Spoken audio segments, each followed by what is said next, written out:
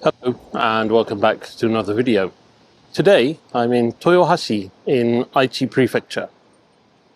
Now, if you've watched some of my previous videos, you may have heard me talk about something called hikyo-eki.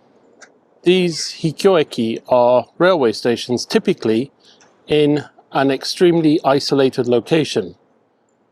They often have very few passengers and there's little or no settlement nearby. But these stations aren't just small stations. The sense of isolation and, I suppose, apparent remoteness from everyday life is what's important. Anyway, there are rankings published of these hikyo-eki. Now, they vary slightly depending on what criteria are used and so on, but it's generally agreed that Koboro, a small station in Hokkaido, is number one. Well, I'm not travelling all the way to Koboro. From here, from Toyohashi, it's exactly 1,268 kilometers by train, so that's not going to be happening.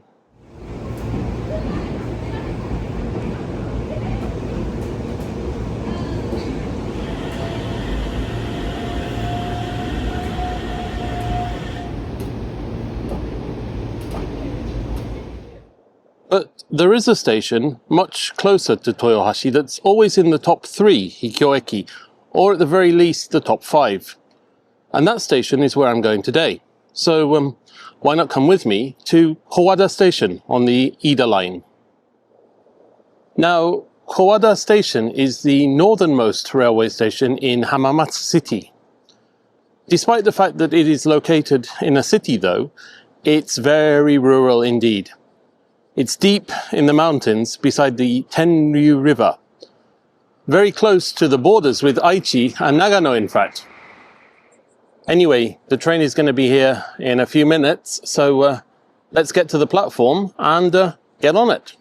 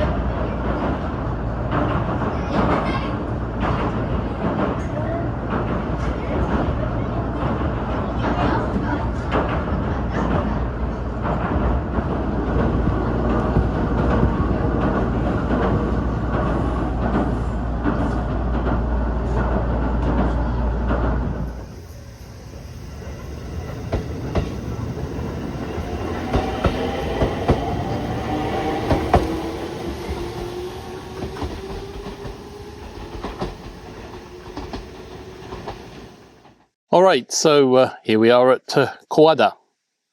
The journey up from Toyohashi was 2 hours and 40 minutes, but the scenery, especially in the latter half of the journey, was wonderful.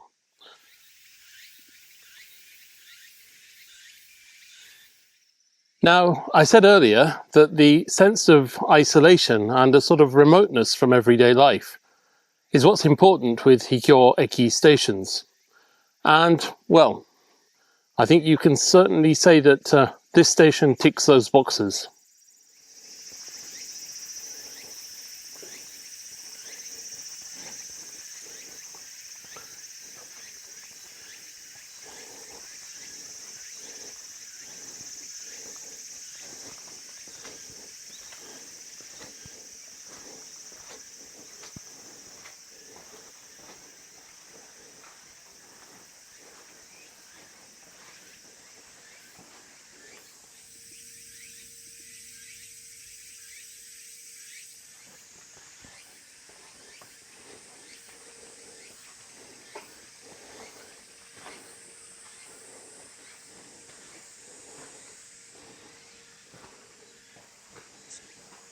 In fact, there's nothing in front of the station. No shops, no facilities, absolutely nothing. What's more, there's not even a road leading to the station, making it impossible to access by car. I think it's for this reason, more than anything else, that this station is known among railway enthusiasts as one of Japan's most remote hikyo-eki. And it really is remote. As you get off at the station, and I should say at this point that I was the only person to get off at the station, and the noise of the train fades away, you really do feel quite isolated. The station is tucked on a sort of ledge between the steep mountainside and the river. More on that later.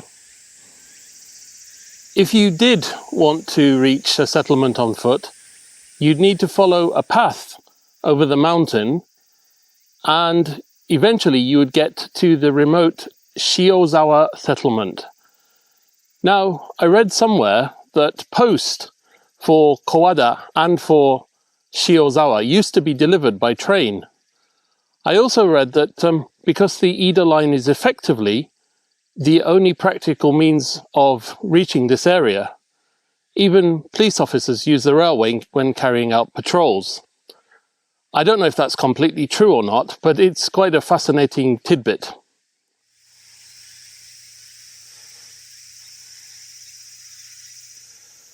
I'll tell you what, the number of bugs at this station is really quite incredible. Now, fair enough, it's the middle of summer, it's a rural station in the middle of the countryside. Of course, there are going to be bugs. And of course, this being Japan, they're big bugs, very big bugs. But even so, the number of them is quite astounding, really.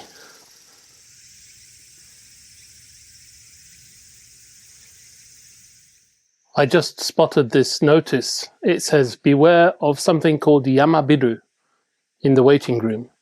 Now, I'm not going to lie, I had to look up yamabiru, and apparently they are land leeches. Now, I didn't know what they were in Japanese, and even having looked up the word, I'm not sure I know what they are in English. But whatever they are, they don't sound particularly nice. So I do need to be careful of whatever these land leeches might be. But anyway, apparently they're only in the waiting room. So if I stay out of the waiting room as much as possible, I should be okay. So Kowada Station is really a true hikyo-eki. You get off the train and there essentially isn't anywhere you can go. But actually, this wasn't always the case. And here is where things start to get a little bit interesting. You see, everything changed with the building of the Sakuma Dam, not far downriver from here, in the 1950s. Before the dam, Kowada was a small, but nevertheless functioning community on the Tenryu River. When the Sanshin Railway, the predecessor of this part of the current Iida Line, opened Kowada Station in 1936, there were freight facilities, sidings, railway buildings, and even staff housing. However, construction of the Sakuma Dam completely altered the geography of the valley. When the reservoir filled in the 1950s, creating Lake Sakuma, the lower parts of the settlement of Kowada were submerged. But more importantly, the reservoir destroyed the old transport network. You see, before the dam, the railway wasn't the only means of transport. There were paths along and across the river, and the river itself was used for transportation, including timber rafting. Unfortunately, the dam and its reservoir submerged or severed many of these routes. And actually, that's why there's no road to the station. At one time, there was actually a road. However, it was submerged following the construction of the Sakuma Dam and was relocated to higher ground on the opposite side of the river.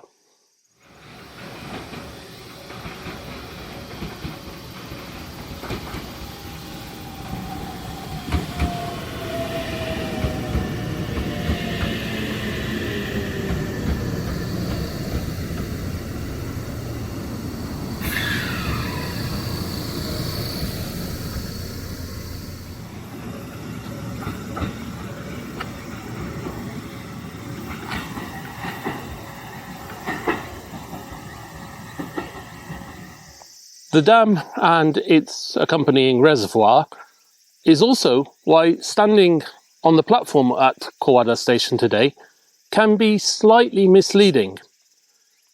You see a railway squeezed between a steep mountainside and a large body of water, and you wonder, naturally enough, why would anyone have ever built a station here? The answer is that the landscape when the station opened on December the 30th, 1936, wasn't the landscape as it is now. The enormous expanse of water beside the station is in fact artificial. Before the Sakuma Dam and the reservoir, the Tenryu River was much narrower and much lower down in the valley, and there was considerably more usable and interconnected land around the river. So that rather muddy looking body of water down there is the old Tenryu River, now Sakuma Dam. So given this, you might ask, why did the railway survive? Well, the simple answer is only because sections of the Iida Line were relocated to higher ground. You might also ask what happened to the people whose homes were flooded when the dam was built and the reservoir created. And the answer to that is that for a while after the reservoir was filled, some people did live above the reservoir, for example, around this station. But unfortunately, the construction of the dam and the creation of the reservoir had ended the traditional river transport and timber rafting economy. And on top of that, the remaining settlement had no useful road connection to the outside world.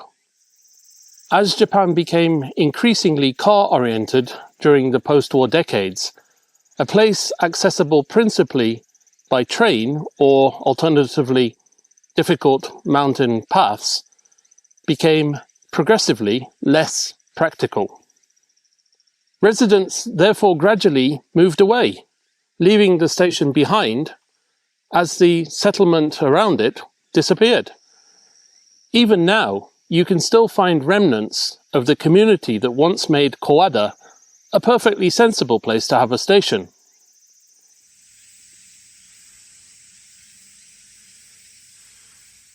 So I said you can't get to the station by road, and that's true. But obviously you have to be able to get to the station somehow, and the way is this path down here. So I'm going to go and see where it leads to. It may not lead to anywhere much now, but well, let's have a look. I have to say, more than land leeches, whatever they are, the threat of snakes worries me more. I really, really don't want to see a snake.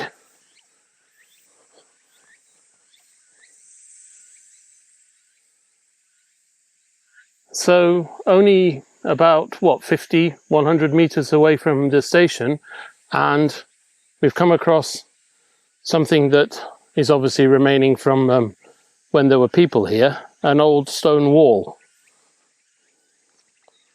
Let's see if there's anything else we can find.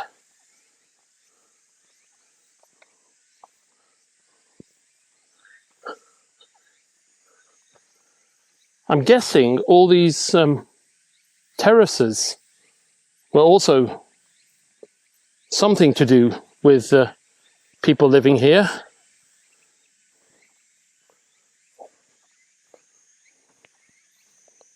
Oh, yeah, that certainly looks like where a house might have been at one point in the past.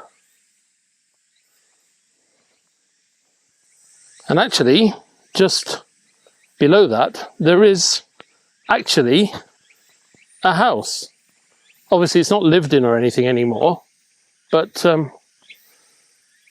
it's still standing up, which is one good thing, I suppose.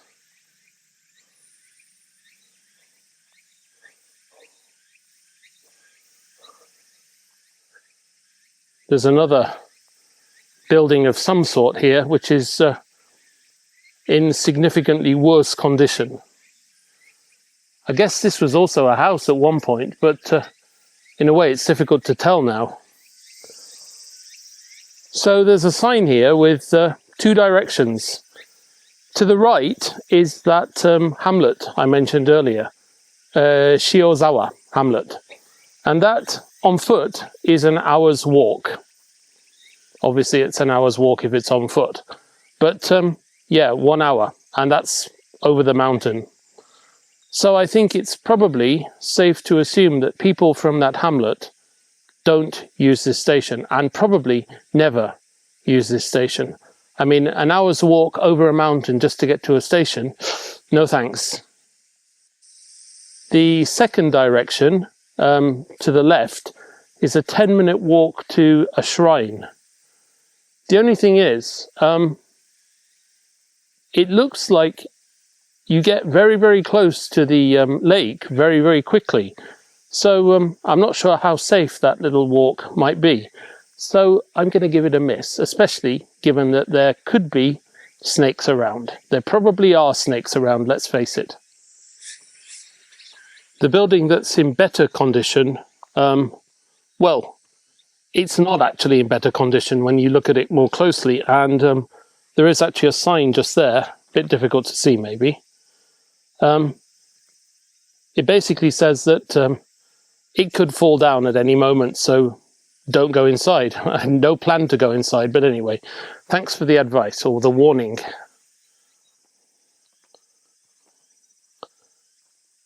Yeah.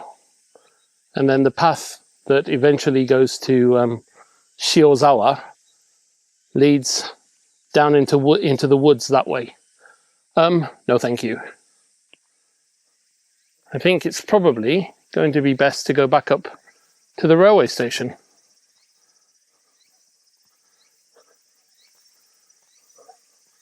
Actually, before I do that, I'll just take a look at the slightly more ruined building and see what I can see, if anything. I'm just very aware of the fact that if I fell and injured myself here, it could well be months before I was found. Yeah, not ideal. So this is the first house, the house that I said was in better condition, and we can actually, I'm not going inside of course, but we can look inside and I can see a bottle of whiskey, a can of what looks like either tea or seaweed, an electric kettle, and a whole series of crockery.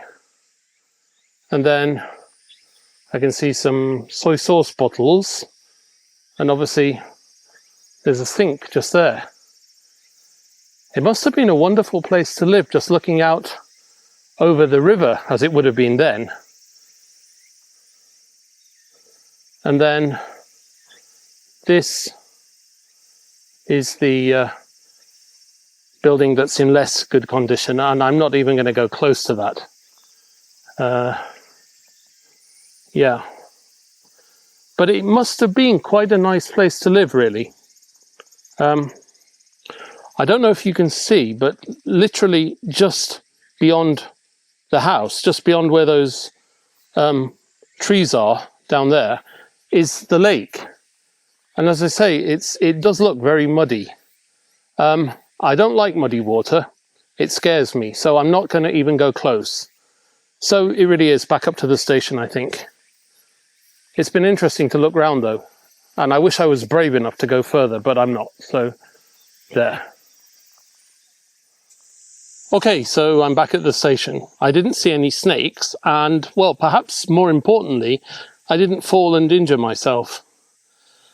I did, though, feel very strange down there by those houses. There was just a very weird atmosphere. It felt sort of heavy, as if there were the ghosts of people who used to live there. Now, I'm not suspicious, and normally I never feel things like that, but I really did feel that maybe I wasn't quite alone. And it's strange really, because even when I've been on the station platform, I keep feeling that I can hear voices. And obviously, the only way to get to this station is realistically by train or hiking along the lake. And I can't see anyone around, but I do keep feeling that I hear voices. Now, I'm sure I'm imagining things because I know there's no one on the station platform.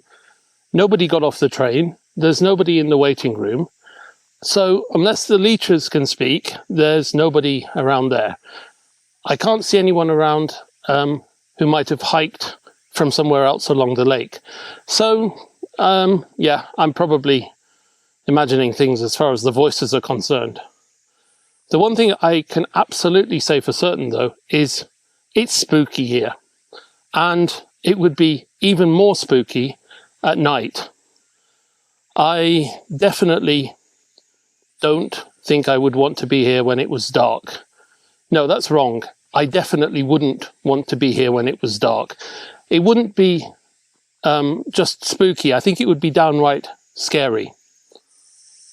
I mean, in the end, it really is such a lonely, lonely place.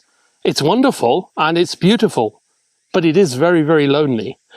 In fact, I would be very, very surprised if there weren't bears around. And, well, leeches are one thing, but bears are a whole different kettle of fish, or a different kettle of leeches, for that matter. I don't know.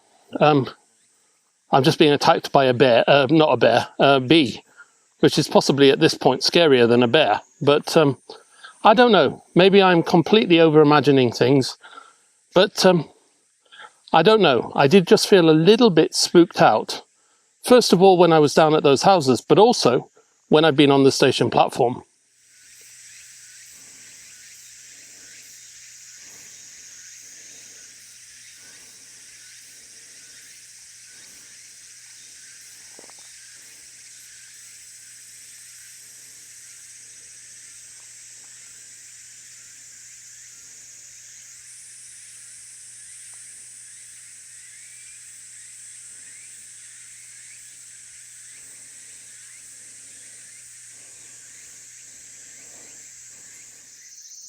The remnants of the community that once existed here, as well as the wonderful old wooden station building, is what makes Kowada so appealing, certainly to me.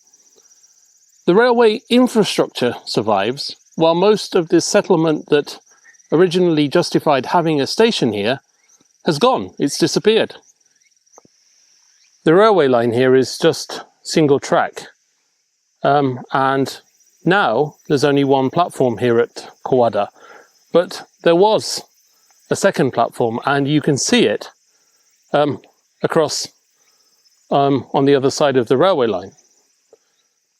Now, if I remember correctly, this second platform was closed and the tracks were removed in 2008, and in place of the track, they sort of filled in the space where the track would have been with, for some reason, a huge amount of ballast. I wonder why they did that. And perhaps more importantly, I wonder whether there was ever a need for a second platform at a station like this. I suppose we'll never know now, but I can't really see that there would have been a need for two platforms unless it was to allow trains to pass. I suppose it could have been. I think I said at the beginning of the video that this station is located fairly close to where three prefectures meet, and, well, there's a sign to that effect on the wall of the station building. So we've got Shizuoka Prefecture, Aichi Prefecture, and Nagano Prefecture. I'm assuming they don't meet actually here, but maybe somewhere close. And in fact, the station is called the station on the border of three prefectures. I've been thinking a little bit more about the whole slightly strange, slightly creepy, slightly ominous sort of atmosphere. And I think I can say, irrespective of what I may or may have not felt at the old houses down there, I think it's fair to say that stepping off the train onto the platform here at Kowada sort of feels like stepping into a different world, a sort of almost forgotten world. There is definitely a strange, slightly, I suppose, foreboding sort of atmosphere, really. I honestly don't know what it is, and I honestly don't think realistically it is ghosts. But it does actually feel just a little bit unnerving. I feel just slightly like I'm on edge all the time. If you've ever visited the station and you felt anything like this, or equally, if I'm completely crazy, then please do let me know in the comments. I'd be interested to hear if you've had any weird experiences or how you felt when you visited this station. I really like this waiting room, land leeches or whatever they are aside, that is.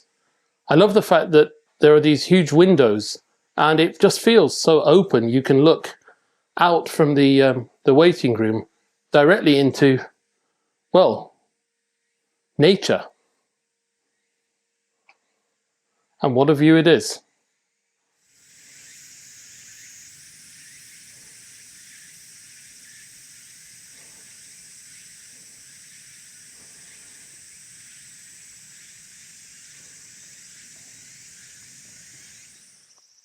All right, all of a sudden it's raining. But more than that, I just heard voices very, very definitely. And no, it's not ghosts, and I'm not going crazy. What it was a Bosai announcement from whichever town or village is closest to this station. Now, the Bosai system is literally a disaster prevention sort of warning broadcast system, but many towns and villages use it for general announcements as well. And it's quite often at 3:30 in the afternoon. And, well, yeah, it's 3:25 now. So that makes sense. I have to say, though, it did give me a fright. I was just standing at the end of the platform, gazing out over the part of the lake you can see most clearly, and I heard the very distinctive chimes of the beginning of the broadcast. And then a very sort of disembodied voice rang out along the valley. I have no idea where it came from, and I've no idea what they were broadcasting about, what they were announcing. But it was definitely a Bosai broadcast. But it was probably the last thing I expected to hear out in such a remote place as this. So obviously there is a settlement of sorts somewhere relatively close. I wonder if it could have been Shiozawa, the only settlement within walking distance. if an hour is in fact walking distance from this station. I suppose it would have to be, really. Anyway, although the station is well known among railway enthusiasts as a hikyo-eki, it's basically unused now, just existing quietly in the landscape. But for a period in 1993, the station suddenly and somewhat bizarrely became quite famous. The reason lies in the name Kowada and the kanji characters used to write the name. The kanji used in the station name are pronounced Kowada, but they can also be pronounced Owada. So what, you might ask? Well, the maiden name of the now Empress Masako was Owada, and it was written with the same kanji characters as the station name. And when Masako-sama's engagement and marriage to the then Crown Prince Naruhito, now the Emperor, was announced, Kowada, the station, suddenly became associated with romance, and many couples travelled to this tiny station. There are reports from the time of people specifically travelling here because of the royal marriage. An interesting little episode in the station's history, I think. Just at the entrance to the station waiting room is what I'm assuming is a headboard from a train. And the train service, if this actually is a headboard, was called the Hanayome-go. Well, Hanayome is sort of a bride.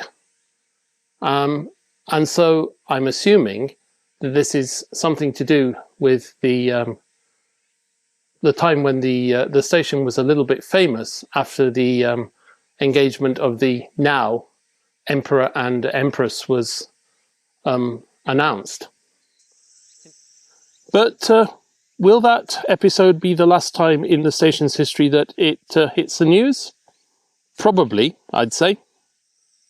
Kowada Station has been kept open largely because there's been little practical reason to close it, even though the settlement around it has disappeared. There's no particular reason to believe that that will change, so I would say that the most likely future for the station will be more of the same. A quiet, lonely, unassuming existence, somewhat famous as a hikyo-eki, but unused basically, apart from by railway enthusiasts. And, you know, to be honest, I can't really see anything wrong with that.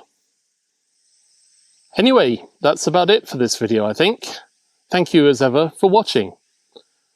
Kowada is an atmospheric, a picturesque, and really quite a fascinating little station, and I'm very glad I made the journey to visit it. I hope you enjoyed this video as much as I enjoyed visiting the station, leeches and bugs aside. If you did like the video, please do leave a like or a comment, or both, in fact. And, of course, I would appreciate it if you considered subscribing. I hope to see you in another video very soon, but for now, from Kowada, goodbye.